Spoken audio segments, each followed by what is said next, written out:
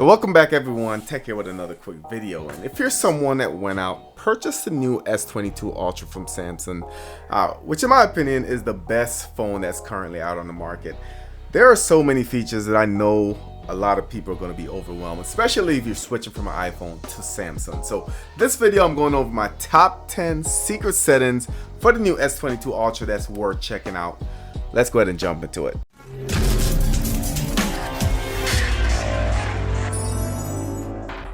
So the first secret setting, and this one sounds ridiculous, but it's actually the ability to add more RAM to your device.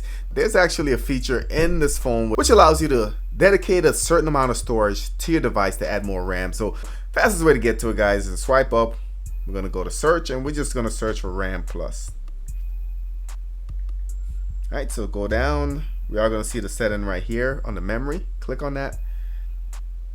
And it will start checking your memory, gives you a couple settings right here. You can clean now. So RAM plus is what we're talking about. So if you click on that, you can see it gives you a couple options here. RAM plus, select how much internal storage you would like to use as virtual memory to improve performance. So you have a couple options here. You have 2, 4, 6, or 8. So you can add up to 8 more gigs of RAM on your device, and it does require a reboot. You select what you want, it tells you that it is gonna reboot, and then it will apply to set it. Now, as far as the phone, I have the 12 gig version, so really for me, I didn't see any improvements. My device is snappy as it is already, but if you guys out there with 8 gig, let me know if you try this setting out, and let me know if it's worth it. All right, so the next setting is animation scaling, and this allows your transitions to be a lot smoother. So to get to this, you're gonna go to your settings, then go all the way down to about this phone. Once we get there, we're gonna click on software information, and where it says build number, what we're gonna do is just tap the build number 7 times, and it should go into developer mode. So let's go ahead and try it out. All right. So it tells you enter in developer mode. It does need you to actually put in your PIN, so let me go ahead and do that. So it tells you developer mode has been turned on. So once you turn that on, we're gonna go back again, go all the way down to the bottom. You see developer options is now available. If you click on that, a lot of different options on the developer modes. Like I said, if you really want to unleash some cool features in your phone, this is definitely worth checking out. So you have 3 basic animation settings. So those are all set to 1x. What we want to do is change those to 0.5, and you should see a difference. So let's go ahead and do that. All right, so those have been changed now, and what you'll notice now is that your phone is just super fast.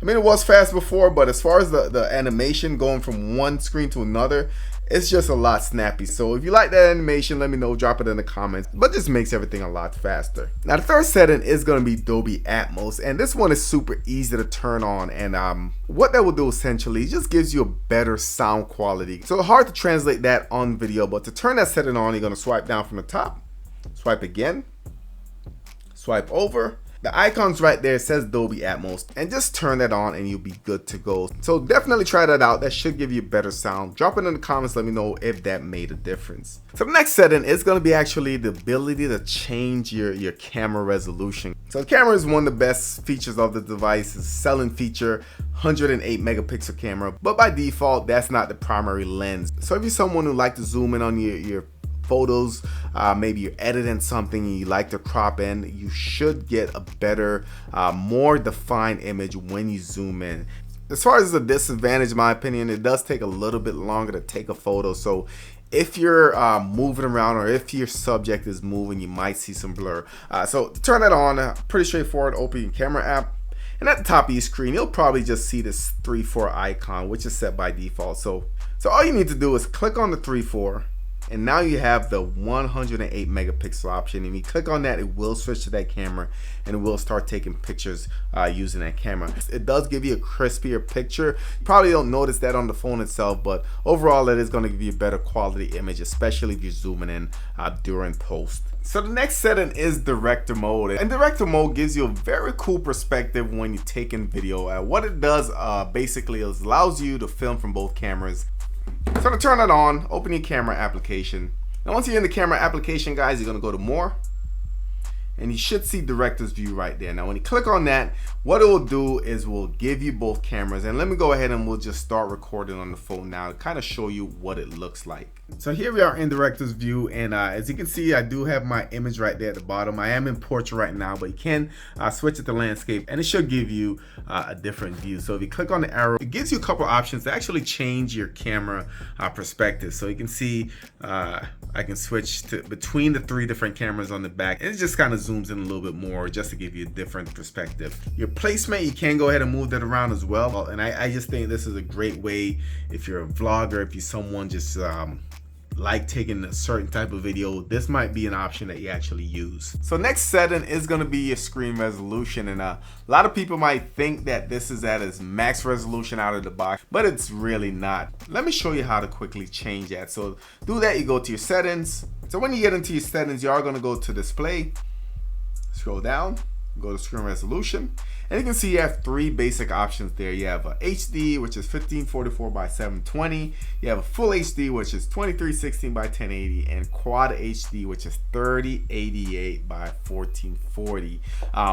Before you change the setting, just know that 1, your battery consumption is going to be a lot more, so keep that in mind. And 2, you might not be able to really notice the quality difference on a screen like this. So completely up to you, but if you click on it, apply it, it will go ahead and change the setting. And like I said, for this, one of the biggest thing is going to be battery consumption. So next setting is going to be your flashlight brightness, and I don't know why this wasn't set to the brightest out of the box by default. So to get to the flashlight brightness setting, you're going to scroll down from the top, scroll down again, and you should see the flashlight icon right here. Get to the setting, you're going to do a long press, and you see the adjustment there, but you can't adjust it until you turn the flashlight on. Alright, so flashlight is currently on, as you can see, and now you can see it is halfway. You can go ahead and make it a little bit brighter, make it a little brighter, and you can see the background, it is going down. Let me go ahead and just flip the camera to the back. Like I said, for some reason Samsung didn't make that the brightest by default. Not sure why, but if I was to guess, I would say it's over battery consumption. So next setting is going to be your S Pen and advanced features that are available for your S Pen. So if you're not a note user, you probably is something that you overlook. I know for me, the quick note, and I spoke on this on my last video, is probably one of the most useful settings. Countless times I'm in a situation where I need to take a quick note, and all I have to do is take the S Pen out and just start writing on the screen, guys. After you're done, put the pen back in, it saves the message, and you can go back later and kind of figure out what you wrote down. Hopefully it makes sense, unlike what I just wrote. So to get to that, all you're going to do is swipe down. You're going to go to your settings, go down to advanced features, and there's a menu down here that's strictly for the S Pen. Air actions, you have the S Pen unlock, so there's an option where you can use the S Pen to unlock your device. Quick note access, which I do have turned on. S Pen text, air view, show pointer when hovering, so you can see that's currently on. You can see the pointer right there. You also have the option to allow multiple S Pens, which I guess allows you to add an additional S Pen. Maybe you want to be able to use another one with this device. Like I said, cool features that if you're an S Pen user like I am, these are going to come in very handy. So the next setting is going to be a pretty simple one, and it's going to be over your brightness control. So the brightness control, you know that if you swipe down, it's not going to show up, but if you swipe down again, it will be at the bottom. But there's a way to actually have it when you first swipe. So in order to set that, we're going to swipe down from the top, swipe again, we're going to hit the 3 dots right here in the top right, and we're going to go to quick panel layout. Now under there, you'll see that you do have your brightness control. If you click on that, you do have the option to show always. So set to always, click done.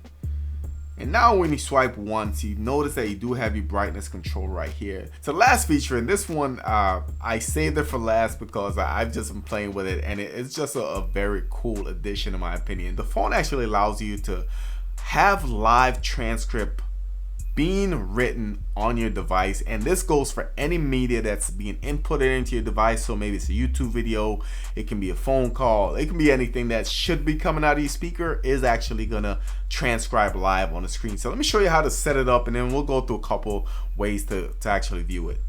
So to set it up, we're going to swipe down again, swipe over to the right, swipe again. So by default, it will not be here. You will need to hit the plus button and then swipe over and find live caption and turn it on. So it is on right here, and once you have the quick setting, we're going to go ahead and turn it on. And it says captions when speech is detected. So let me pull up a YouTube video, then we'll make a test phone call. So you notice right here, live caption, says music. Hopefully you guys are still here and it's still active. But I really wanted to just take a break and take care of some personal effects. So you guys probably can't see, this is a brand new space. So if you look over there, I have some stuff working. It does work for phone calls as well, but I should let you know that it does warn the other person that live transcript is enabled.